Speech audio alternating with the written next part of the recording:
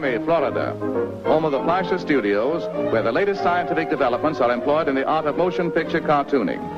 Leading experts are gathered in production conference on the famous cartoon, Popeye the Sailor Man. Hundreds of drawings comprising the results of their deliberations are arranged upon surrounding walls. The pictures representing highlights in the story's development are shifted around as department heads plan or change details of production.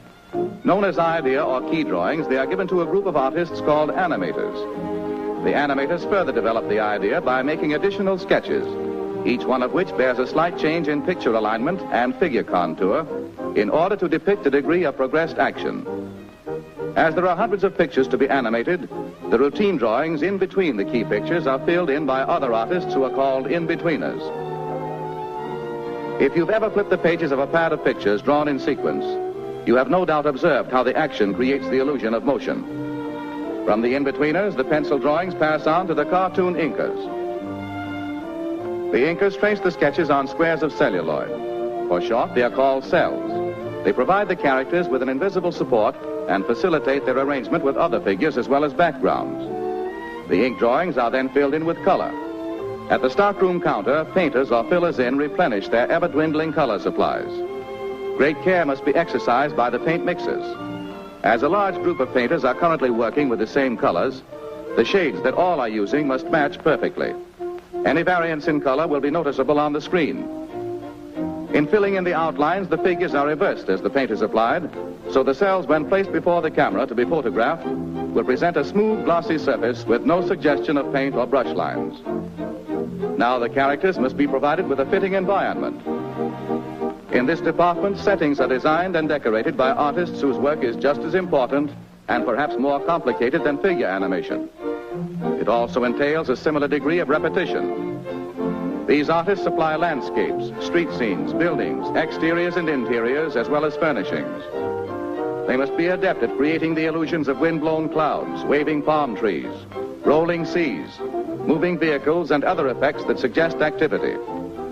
The character drawings are used to aid them in obtaining proper figure placement in relation to backgrounds, also to aid in creating perspective and scene composition when the celluloids are assembled before the camera.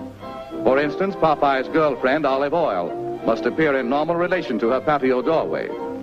And it would never do to let Popeye miss the rug when he bends his painted knee in ardent admiration. Many cells or pictures are required to complete this action. Now the thousands of celluloids bearing figures and backgrounds go into the long routine photographic process. All departments of the studio are supervised by Max Fleischer, veteran cartoonist. In bringing the spinach-inspired seagoing strongman to the screen, he is known as Popeye's Filmland Papa. One at a time, each drawing is placed in a holder, and a single exposure is made on film. Upon this new apparatus, actual scenes are constructed to convey the idea of depth and to permit the movement of backgrounds. For instance, many drawings of this bird must be photographed, each one with the wings and other lines of body contour in slightly changed positions. Also, with each exposure, the background is moved to create the illusion of flight. The process must be repeated many times with all characters and accessories that simulate motion.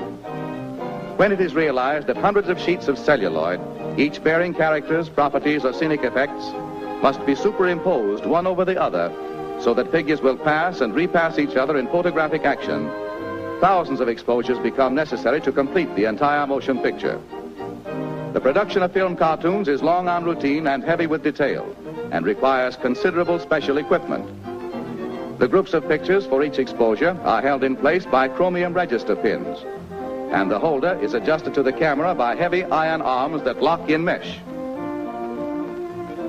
Beginning with one sustained picture, note how this series of pictures flashed on the screen up to the rate of 24 per second speeds the action.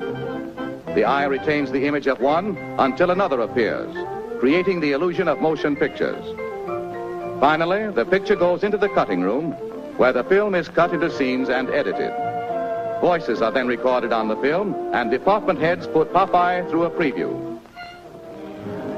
Princess, wouldst it please thee? Or, wouldst it please thou? What are you, a thee or a thou? Fairest one, I was about to say is that... Yes, I'll marry you. You will? Oh, she's gonna marry me. Oh, it's wonderful. I think she's making a big mistake, but I don't know. I go. Bring me friends to the wedding, but I shall return. Oh, don't forget to come back. Heidi ho, Silver. Away.